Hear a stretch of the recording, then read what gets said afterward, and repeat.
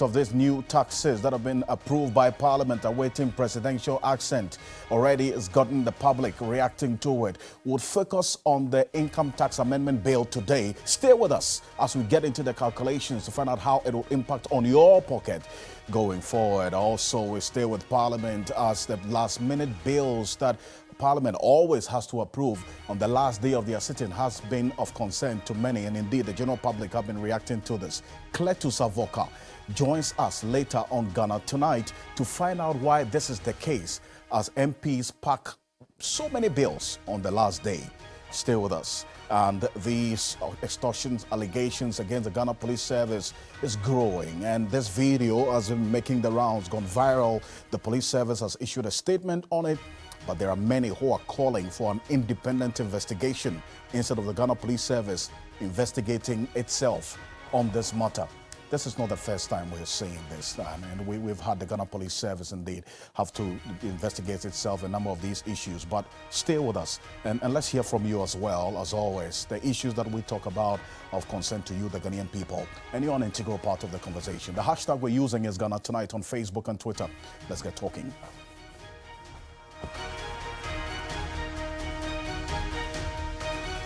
Well, let's settle for Ghana Briefs.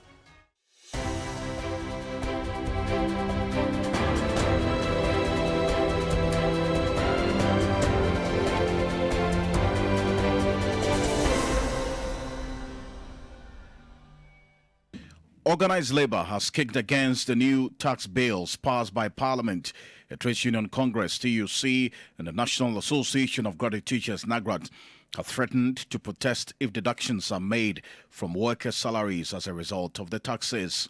That is going to affect the people. They increase salaries by 30%. The next day they increase electricity tariffs by 29.9% and increase water by about some 15%. And now you bring in income tax. So where is the 30%? It's been eroded. If by the end of April we see a dip in our salaries, we don't have a choice than to advise ourselves. This one is going to affect employment. Management are going to lay off workers if they are unable to pay their taxes, so they are not to meet their income as against their expenditure.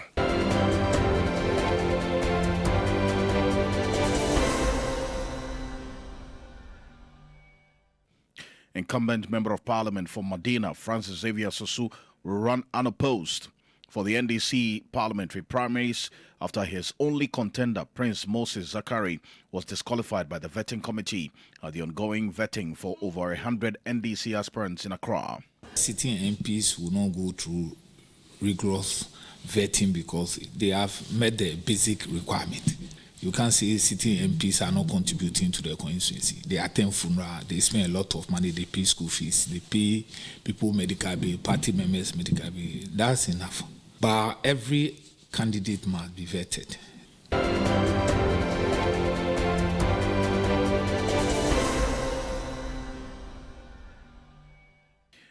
The Internal Audit Agency has directed public sector workers who are receiving salaries and allowances they do not deserve to refund them or face prosecution.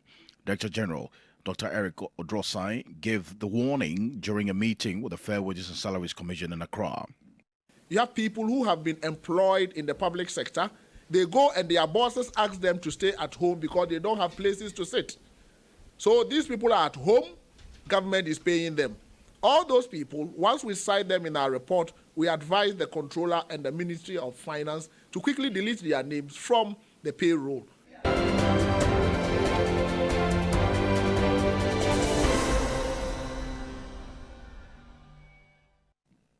Scores of NDC executives, some members of parliament in the Northern Region, and supporters marched up at the Tamale High Court to solidarize with the Member of Parliament for Savelugu constituency, Alhaji Idris Jacob, over a bench warrant issued by the court to get the MP arrested.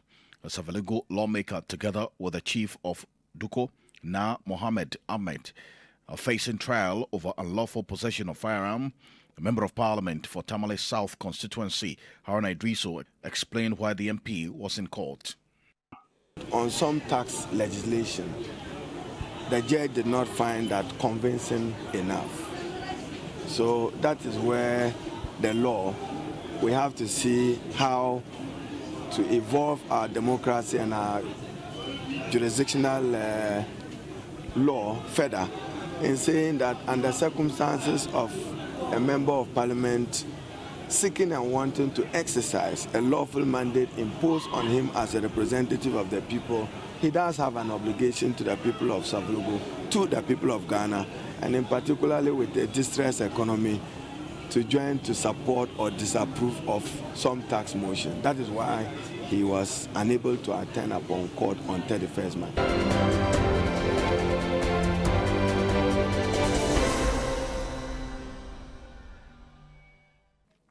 Three Business, in collaboration with the Africa Center for Energy Policy and the Money Africa, will host the business community in the premier edition of the Economic Sustainability Summit in Accra on Tuesday, April 4.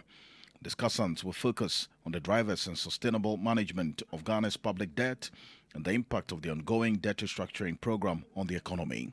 On this summit, we're trying to have a conversation that look at other fiscal and governance problems that keep, triggering the debt unsustainability, and begin to really address those problems.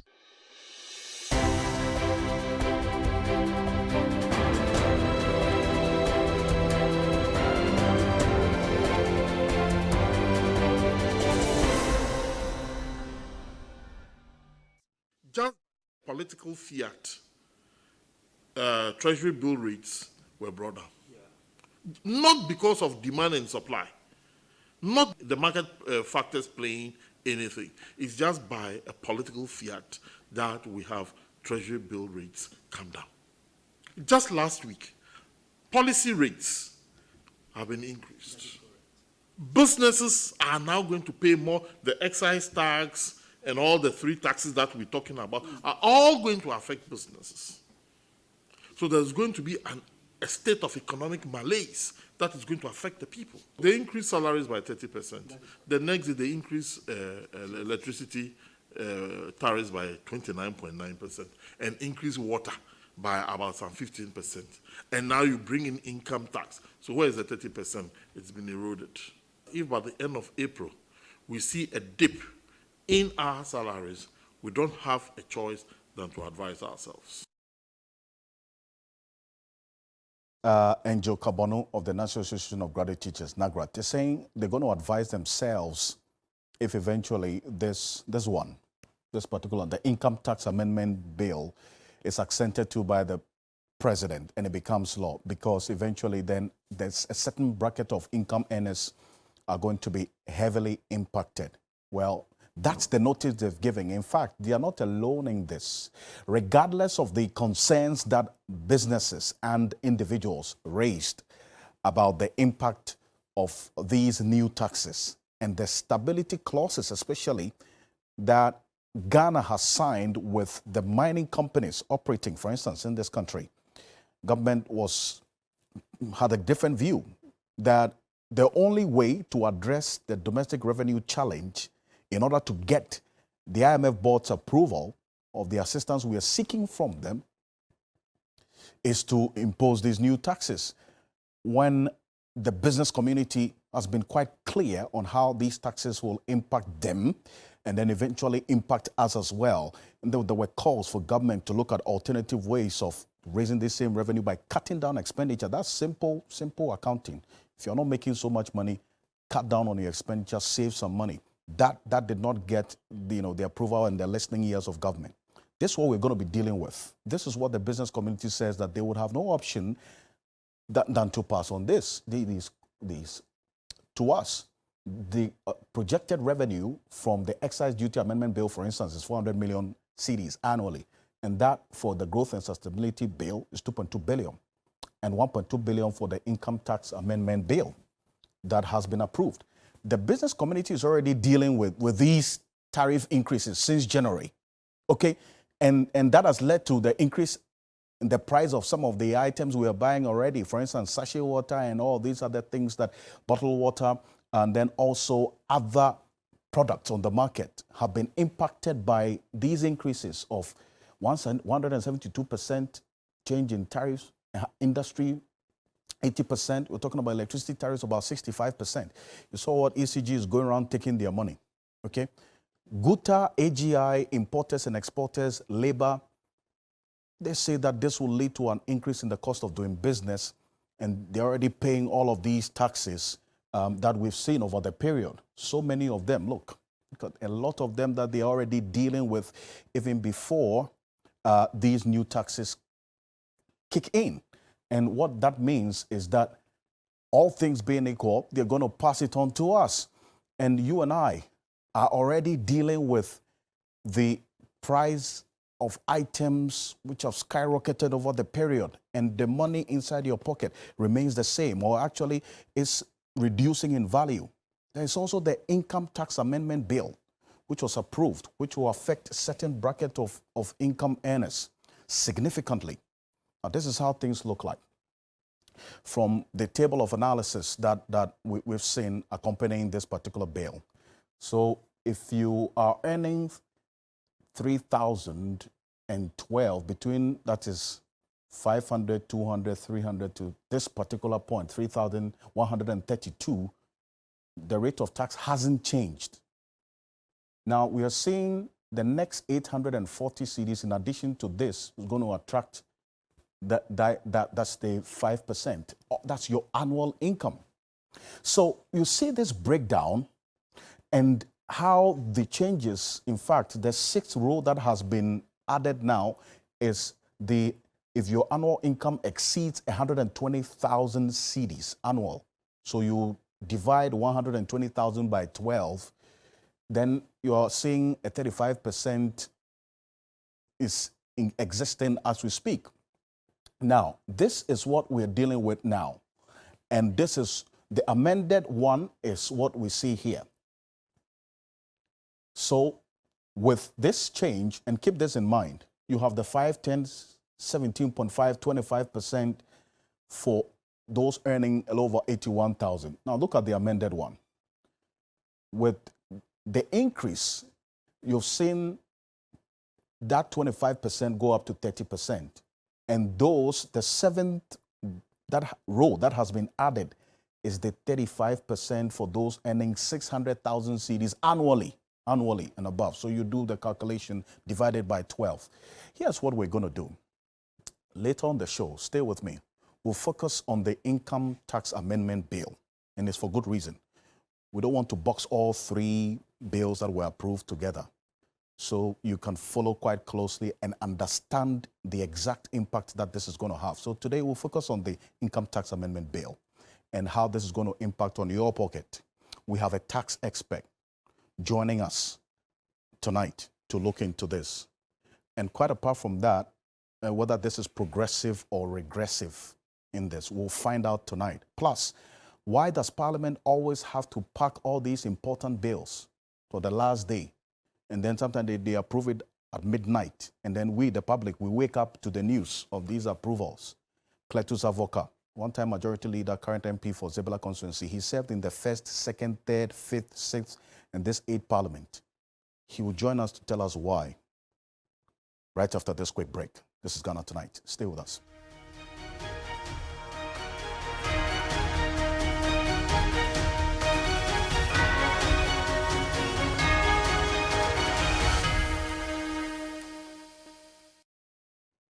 Welcome back. This is Ghana Tonight. We're live on Tuesday Ghana on Facebook, DSTV channel 279, all across the world on 3news.com. While Parliament worked late into the night on Friday to pass their three controversial revenue bills, both sides of the House needed to desperately marshal their numbers to support the position.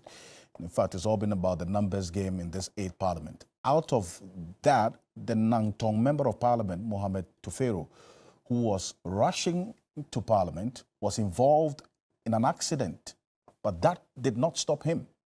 Details of the situation are not particularly pleasant, as the MP recounts. In fact, there's a bigger conversation about why Parliament takes delight in passing these very important bills at the last minute or on the last day to midnight. But first, take a look at this report. What is emerging from this MP's accident and why he decided to still go to Parliament to go and vote. while you understand, his dress was stained with blood. Komla Adam had this. Take a look.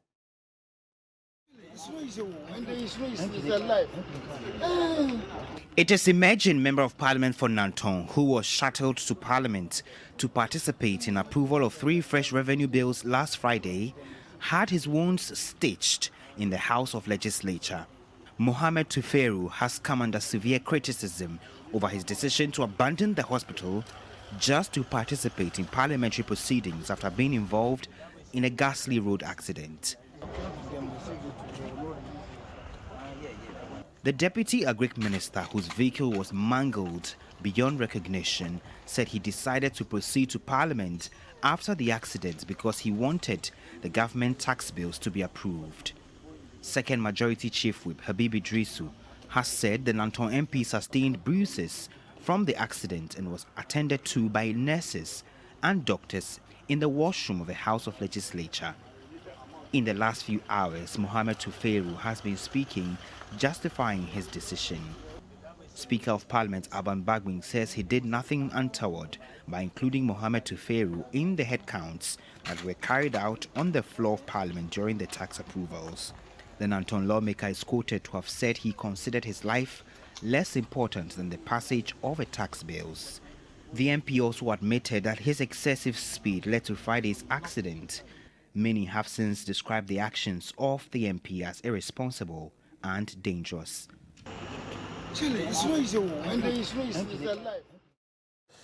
Well, look, that's how ghastly this accident was. And this is the MP that we were all crying for and worrying about, saying, you know what, I value these revenue bills more than my own life. Okay, she's been talking. You can find that on 3news.com. Let's go on to Zoom now. Cletus Avoka is one-time majority leader, a former minister. He's currently MP for the Zebela constituency. He served in Parliament for quite a while, the first, second, third, sixth, eighth, this 8th Parliament as well. I thank you so much, Mr. Cletus Avoka, for joining us on Ghana Tonight. First off, you've heard your colleague who was involved in an accident, the Deputy Agric Minister. He's saying that at that point, he was thinking more about the bills, the revenue bills, than his own life. That's why he rushed to Parliament with his dress stained with blood to even go and approve this bill. What's your take on that? I'm surprised that he can say that. Supposing he lost his life in the process, where would he have been in Parliament to take part in the vote? You must be alive to be able to participate and to be able to be counted. If you are not alive, how are you going to be to count for it? But even if he was wounded such that he couldn't come to the chamber, he had to be rushed to hospital, how would he have taken part? I mean, that is with the greatest respect, that is not a very responsible statement to make. We need you to take a decision. We don't take decisions based on dead bodies or very ill people. That I don't think that is a proper way to go about things. He should have said he regretted that. It was wishful thinking that let me drive very fast, I can still make it. It was hope against hope, and unfortunately made that incident. We thank God for his life anyway. But this tells us that we must program better. The executive must program more responsive in their programming. Parliament itself must be more responsive. If there's something that we think that we don't have time to do due diligence, we should defer it to another date so that the executive will learn a lesson. Anyway, but you see, you're deferring the blame to the executive. That's fine, but you agree, okay, that things have to be done differently, is it not? I mean, if this your colleague is saying he valued these bills more than his life, this happened at night because you were still sitting at night. You went on recess at 1 a.m. on Saturday. Why? Yes, I agree with you entirely. I think that the Speaker and leadership of Parliament should indicate to the executive that if there is an urgent bill or a loan agreement and they don't bring it to Parliament 2 weeks before we rise, we will defer that bill until the next sitting. When we don't raise any concerns and they dump everything on us, and that is where we don't, when we don't have sufficient time, then we don't do a scrutiny, we don't do due diligence. And that is where a bill can come out and be bad law, or a loan agreement can come out and then be bad loan agreement just because of lack of due diligence, because there's little time at our disposal. And unfortunately, some loan agreement might be time bound. And they say if you don't pass it this time, then it lapses. And then the country needs that loan to be able to undertake some project. So we are constrained by nationalism to be able to stay back and then pass those loans into fruition. But I think that we should have a common understanding. Let the executive understand that if we want us to do proper scrutiny, proper due diligence, as far as loans are concerned, and then if you also want us to do proper diligence in passing legislation, then we must have this at a good time so that we can do the proper work. Otherwise, we defer them until the next sitting. I think it is inhuman that, for example, last Friday, we started until 1 a.m. and then closed. I mean, you can't make a good law as a result. I mean, with that type of arrangement, we can't make a good agreement with that type of arrangement. The honorable colleague who were rushing to Parliament is because we were looking for numbers. This loan agreement, the NDC had decided that they would not support this loan agreement. I mean, these bills, the tax bills. Right. And then the majority were determined to pass at all costs. So they were calling their members wherever they were in the country or even outside the country. And that is why he was driving recklessly to Parliament and unfortunately was involved in this accident. I'm very sorry about that. But I think that we should, if he knew, the MP knew earlier, he was sensitive earlier, he wouldn't have had the difficulty that he encountered by driving very late to Parliament. But what, Honorable Clerk, why is this the case? You have this penchant of always, it's not just this recess you went on, always you pack things on the last day, and then very important bills as well, and then you stay up so late. Sometimes some of you get so tired, you're even approving certain things you don't even scrutinize so well. Okay, so why? I think this scenario takes place against the backdrop of several factors. They include, one, lack of strategic planning or poor planning by the executive. Part of the blame, first and foremost, must be at the doorsteps of the executive, the president, and then cabinet. Then secondly, it is poor timing or poor time management. I think that we normally take things for granted, hoping against hope. And that explains that it might be indiscipline on the part of those who prepare matters to come to Parliament, and of course, indiscipline on part of members of Parliament organizing their program and attending to the work. Then sometimes it can be difficulty in processing some of these loans and bills before it comes to Parliament. Mm-hmm. You know, before you bring a loan agreement to Parliament, it has to meet certain criteria, value for money audit, etc. Indeed. So by the time that you go through that one, it might have taken you 3 months, 6 months, or even a year. And then you last minute that it is ready to be laid in Parliament, and then they rush it to Parliament. And then sometimes Parliament's own challenges. For example, you are aware that we are supposed to start proceedings in Parliament from 10 a.m. until up to 2 o'clock before we close. And indeed, sometimes we can even sit beyond the 2 o'clock. Mm-hmm. But more time than often, we start 11 o'clock instead of 10 or 12 o'clock. Or when it is getting late like that, we start even sometimes 1 o'clock. This week or last week, we are starting very late. And that accounts for some of these delays. So it is multifaceted. There are so many factors: poor planning, lack of strategic planning, poor time management, difficulty in processing loans and bills, documents to Parliament, and then Parliament own indiscretion. These are factors that account for loading of work during the last week of Parliament rising. I see, but you see, when is the last day? You all find time to come. During the period of the session, some of you don't go to Parliament, and then the executive also, who have appointed some the MPs as ministers, they don't attend to the business of the House, which is their primary duty of representation, representing the people. But when is the last day? And as you are saying, you blame the executive because they know that you also don't go to the House until the last day. So they will keep some of these important bills for the last day because they know all of you will show up, isn't it? They are not reserved by Parliament. I've indicated that these bills normally come late from the executive, from cabinet to Parliament. You know that Parliament doesn't originate bills unless it is a private member's bill. Parliament doesn't originate loan agreements. Parliament doesn't. They come from the executive. And when it comes from the executive, it is late. That we call it first reading. It is late. And then refer to the appropriate committee. Maybe if it is a loan agreement, it is referred to the finance committee or a joint committee of finance committee and then some other institution that is related to that work. And then they have to do the necessary investigations. They have to do the necessary consultations. Because this is an agreement.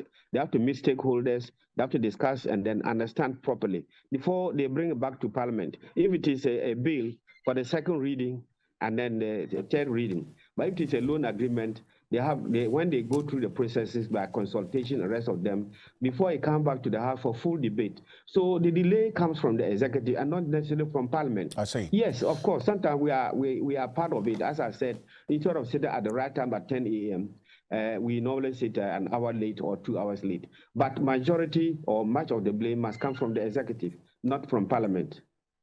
Because we don't originate bills and we don't originate loan agreements, etc. Anyway, Cletus Avoka, thank you. Thank you, but you agree that it's a challenge which has to be addressed by both the executive and indeed the leadership of Parliament. I appreciate your time, as always, for connecting with us on Zoom.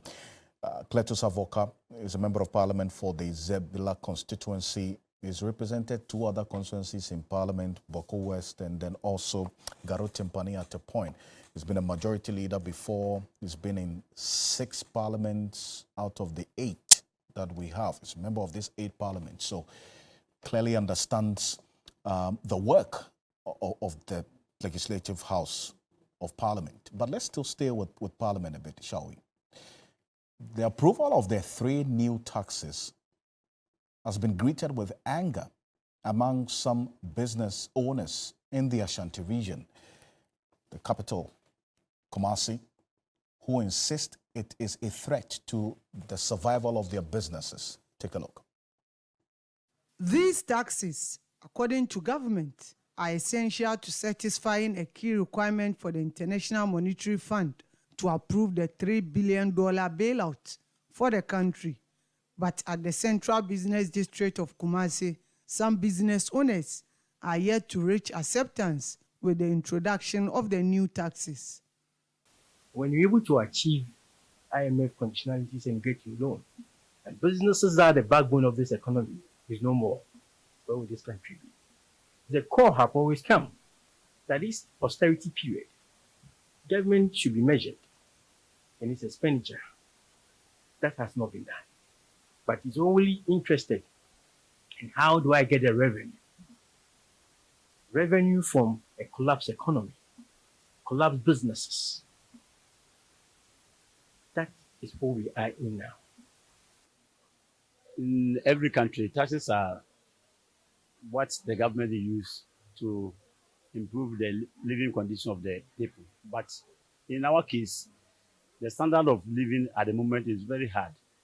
So adding more or bringing in new taxes will be of benefit to we the traders. The excise duty amendment bill, now passed into law, is expected to raise revenue to mitigate some of the harmful effects of tobacco products.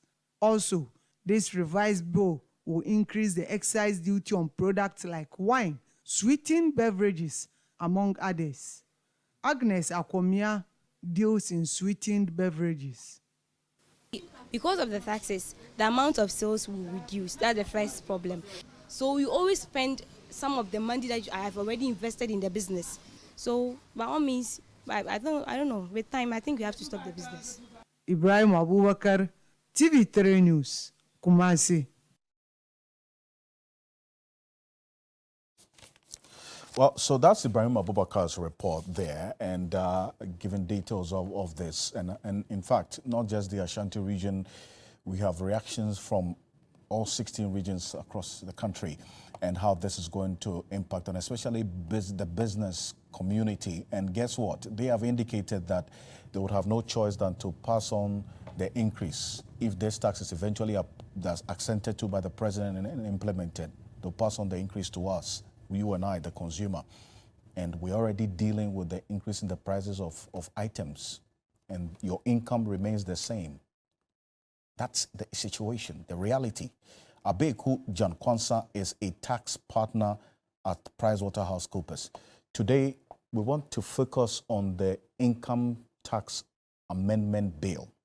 We'll focus on the other two in the coming days. Abeku, thank you so much for connecting with us on Ghana Tonight. For this particular one, the income tax amendment bill, help us understand the impact, the incidence of it on the incomes of the people who are watching us right now. Thank you very much, Alfred.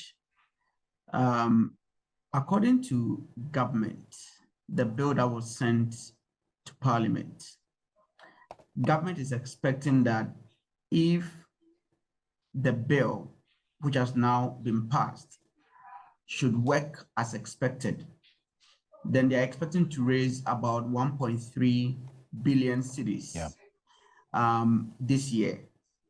However, Alfred, you would agree that 3 months of the year has already gone by and the law is yet to come into force. I'm not too sure whether at the time government was considering this, they had planned for a 3-month delay. If they did, then yes, they may still get a 1.3. If not, then the 1.3 may be at risk. True. To add to that, the 1.3 makes certain assumptions. Maybe businesses would continue as expected, or if some fold up, or if some do not generate the kind of income that they're expecting, then maybe the 1.3 could still be realized. But if that should materially depart from what government planned, then just as we experience for the e-levy, the income that is being projected here may not be realized. The income tax bill that was submitted to Parliament last year have been considered by Parliament. But the conversation that we'll be having would assume that everything that was submitted for Parliament's consideration was not changed. If there were certain changes, then we'll get to know when the president has sent and the bill is now available to the public. I see. But for the benefit of the public, now what we're thinking about is what bracket of income would be impacted by the various levels of the application or implementation of this income tax amendment bill. Take us through the computation, okay? So we appreciate which income brackets not going to be significantly impacted and the ones that will be significantly impacted. The bill that was submitted to Parliament for consideration contains this tax table. Okay. And as our viewers can see, the heading of the table shows number, chargeable income, and rate of tax. That's it. So this means that the tax table here that we're going to talk about is principally on chargeable income. There are other income in the tax law that is subject to tax, but we do not refer to them as chargeable income. The focus of this conversation is just on chargeable income. That's the first thing viewers should take note of. The second thing viewers should take note of is that this table only applies to resident individuals. So if you earn income in Ghana or from Ghana and you do not meet the definition of a resident individual, this particular table does not apply to you. I would obviously expect viewers to be asking, who is a resident individual? Alfred, the simplest definition of a resident individual is anybody who stays in this country of ours for more than 6 months over any 12-month period is a resident individual. With that background, Alfred, we can see from this table that this table has 7 levels or 7 numberings. The main change that has been inserted in this table is the 7th number, which says that chargeable income exceeding 600,000 would attract a tax rate of 35%. This table, Alfred, is an annual table. This is not a monthly table. So one may also want to ask, what is the monthly equivalent? The reason being that a lot of people who would comply or on whom this table will be applied would be employees. So if you earn chargeable income, not basic salary, not gross salary, but what is technically referred to as chargeable income, and that chargeable income now exceeds 600,000 cedis over a year, then you would be subject to tax on any extra at a rate of 35%. The question that Alfred one may ask is, how does this compare to the table that we currently have? And I'm saying the table that we currently have because, as you rightly said from the start of this interview, we don't have information that the president has assented to the bill yet, and neither can we say that the bill which has been passed is now an act with an act number and a date of Gazette notification. So pending those steps that are yet to be completed, the current tables are the tables that will still apply. So the next slide here will show you where we're actually coming from. So after the first set of gray colored numbers are the current tables that we have. And what you can see from the first two gray bits is that currently, if you earn above 240,000 Ghana cedis as chargeable income, or a monthly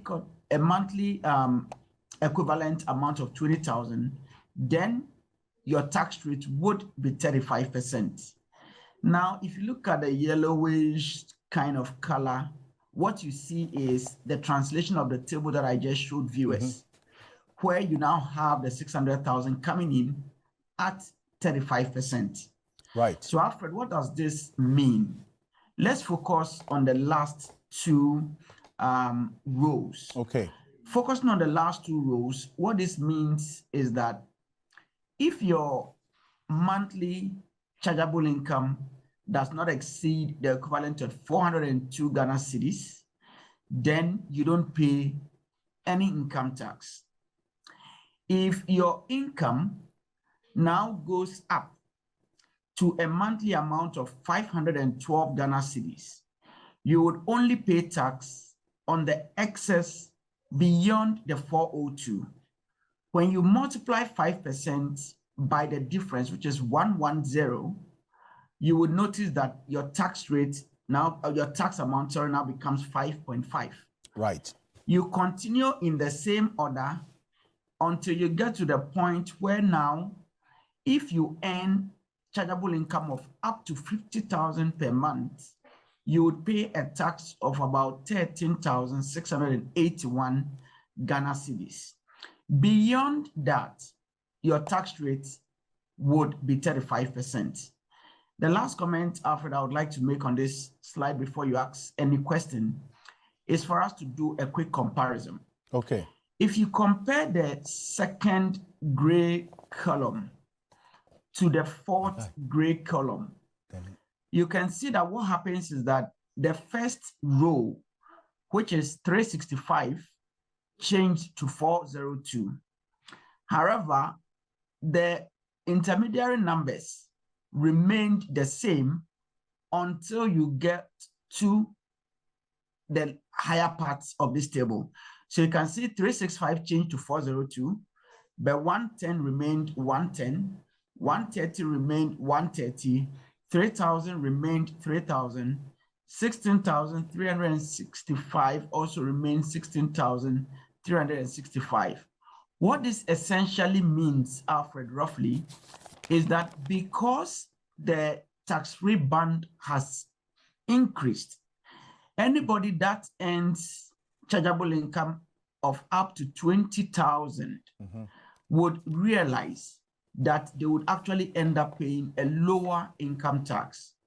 That may actually continue up to even when you get to 50,000 a month. I see. The moment you cross 50,000, that is where you would now have a 35% top income tax to pay. So in brief, for implementation purposes, what we tend to do is that this table that Parliament presumably approved without any change is translated into a monthly type table for us to be able to do our monthly computations. We'll put that table back, but you kept mentioning chargeable income. Okay, for the benefit of our viewers, what is the difference between the chargeable income and the basic income, and then, for instance, the gross income? That's a very good question. So chargeable income is broadly that income on which you apply your tax rate. So let me start from the basic salary down to the chargeable income. Alfred is employed by TV3 for a certain basic salary. Because Alfred is employed by TV3, Alfred would have to make contributions, or TV3 will have to help Alfred make contributions for SSNIT, for instance. The tax law provides that when contributions are made by Alfred or Alfred's behalf to SSNIT, Alfred should not pay tax on the portion of the contributions to SSNIT. So simply put, anything that the law allows you to deduct from your gross salary, that would enable you derive a net value. That net value is called your chargeable income for the purposes of Alfred.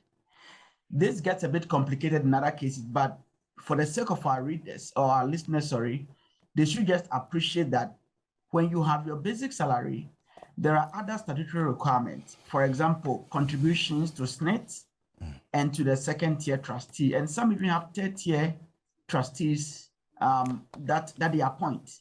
Contributions that you make to these bodies up to a certain threshold will be deducted in arriving at your chargeable income.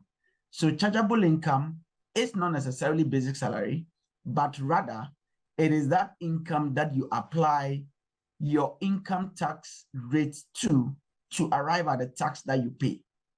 I see. Abeko, great stuff. Thank you so much.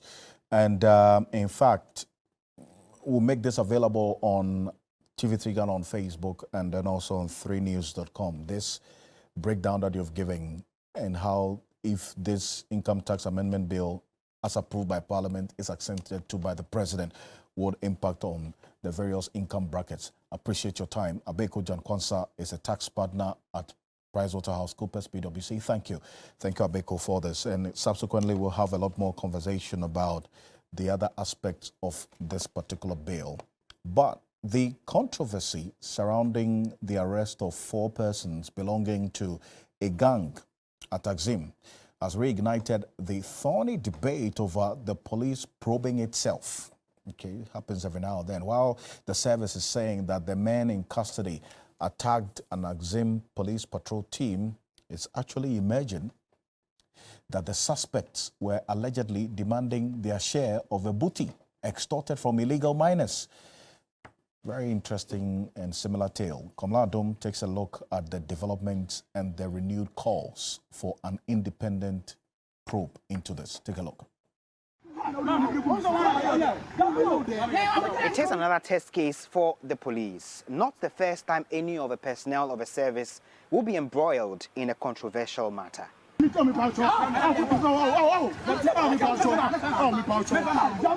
But if you saw the viral video of a gang attacking the police officers in Axim, you would suspect threat of harm. But it is emerging the policemen were negotiating with the attackers to be released. Leader of a gang has been speaking about the circumstances under which they accosted the policemen.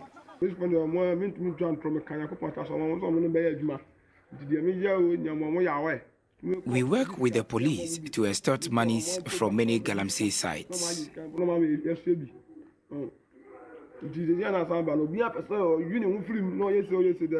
This is contrary to information released by the police service over the weekend about the retrieval of some arms and cartridges from the suspects. The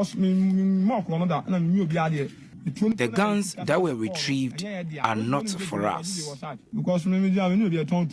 The police says it has referred the claims of extortion contained in that video to the Police Professional Standards Bureau, PIPS. But that is where the problem is. The police cannot investigate itself. That has been a call that's long been championed by civil society groups, human rights advocates, and other individuals in society. I lead the team to sites and I give them the extorted monies. And for the umpteenth time, there are fresh calls for the establishment of an independent investigative body to look into some of these matters. Security analyst Emmanuel Kuting cannot emphasize this enough. Lovers of democracy, civil voices must amplify this call that it is about time we have an independent police commission not headed by the police. Emmanuel Kuting is not the one who holds this view. Justice Tankebe is expert in policing and associate professor in criminology at the University of Cambridge. Thank you so much, Mr. Tankebe, for joining us on Ghana Tonight. You've seen the videos, and should the police be investigating itself in this particular issue, considering how things are unfolding now? Yes, I have seen the videos, and look, I think when we talk about accountability, we've always made a point that it is crucial to any functioning police organization that there are systems of accountability.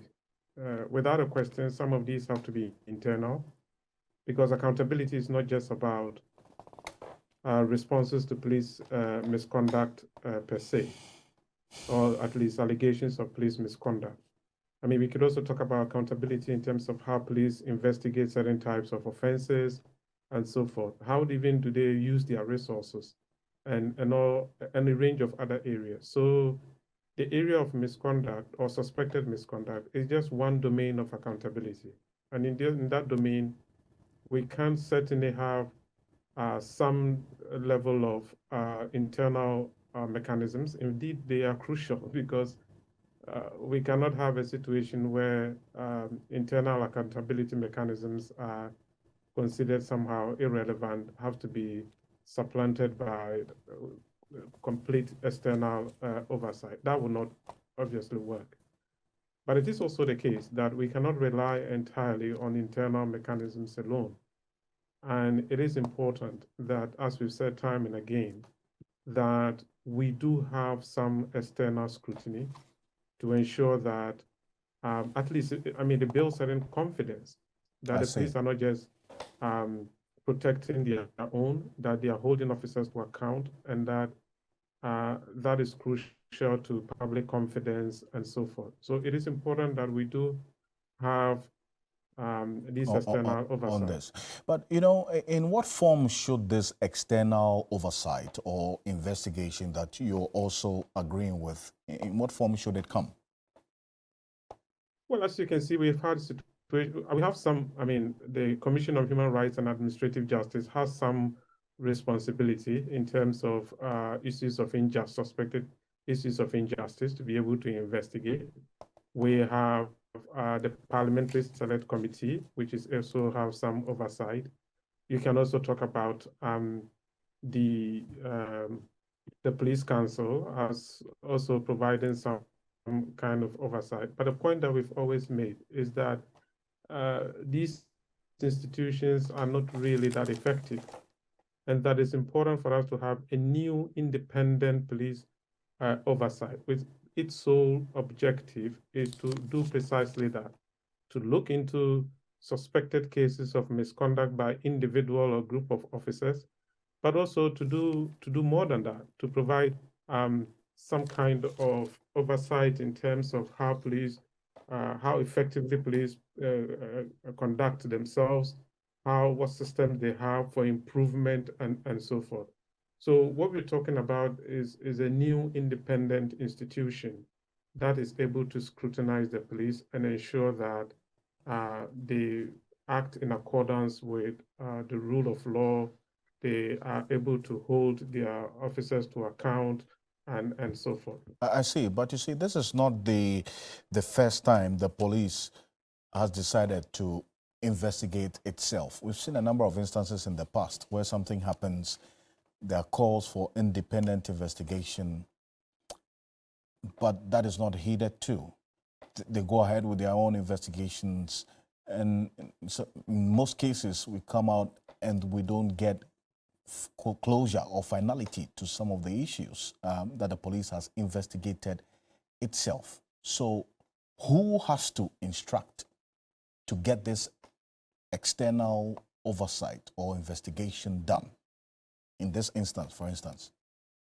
Well, I'm not discussing external oversight in a specific case. I'm talking about, you see, we've had this situation where suspected cases of police abuse of their powers leads to public pressure. There is an ad hoc arrangement instituted to look into that specific instance of suspected police conduct. And then we go back to business as usual. That is certainly not the way I see things. I'm talking about having an institution that is specifically mandated to look into such cases where, I mean, at least citizens will have another avenue to which they can lodge complaints about police suspected abuse of their authority. And so if cases like this happen, we would expect that that institution would automatically deal with that. But if your question has to do with, in this specific instance, should we be having some external investigation also? That really, I don't know, because I don't think it is the way to deal with the issue at hand. And the issue here is to have an institutional arrangement in which, yes, we have internal mechanisms to ensure that there is effective supervision, there is accountability for how police use their resources, supervise, investigate cases, and so forth, but also an external body that is able to provide another layer of accountability. And I think that's what we should be aiming for, rather than specific instances asking for external investigations. Those investigations are done, they never really produce any meaningful change. And so we move from case to case. I don't think that's satisfactory. I see, but has the police itself over time, from what you've seen, vetted itself in, as it were, improving on the accountability to the public? Because an effective policing, as you indicated, is what the public would also complement. Well, it is hard to say that they haven't made any improvement. I think they're trying, they're responding to public pressure, and you see that they almost always appear to respond to these videos, to these allegations, and try to investigate them. As to what become of those investigations is often not clear. As to whether people are satisfied with the investigations done, I am not too sure. And again, it's also because people think you can't have the police policing themselves. And so I think it is in the interest of the police to ensure that there is this, it helps to build public confidence in them as an institution. And we know what public confidence can mean for the effectiveness of the police. So it's in their own interest to ensure that there is this external mechanism that holds, that is able to scrutinize what they do and so forth. I mean, interestingly, over here in the UK, we've had a recent case of the London Metropolitan Police. Okay, right on. I thank you so much. Justice Tankebe is an expert in policing and associate professor in criminology, University of Cambridge. Thank you so much for your thoughts on this. We'll see how the coming days will look like and if the police would heed to the calls for an independent investigation into this. But tomorrow at 10 a.m. at Marriott Hotel, Airport City. The Three Business is organizing the Economic Sustainability Summit, and would, in collaboration with the Africa Center for Energy Policy and Imani Africa. That's what you see on the screen. We'll have Benjamin Boachi, Executive Director of ASEP, Professor Godfred Bobking, is an economist and Professor of Finance at the University of Ghana, Legon. David Ofosu-Dorte is a Senior Partner, that's AB and David Africa. Kwame Pienim is an economist. Doris Ahiati is a financial consultant, an executive coach. Senior Hossi is executive chair of Cleve and Tove. So you see there, all of them will be there to address the issues and profess solution as well on the way forward. Join us tomorrow at 10 a.m. On behalf of the rest of the team here on Ghana Tonight, thank you so much for staying with us. Join us same time tomorrow at 10 p.m. I am Alfred Okansi.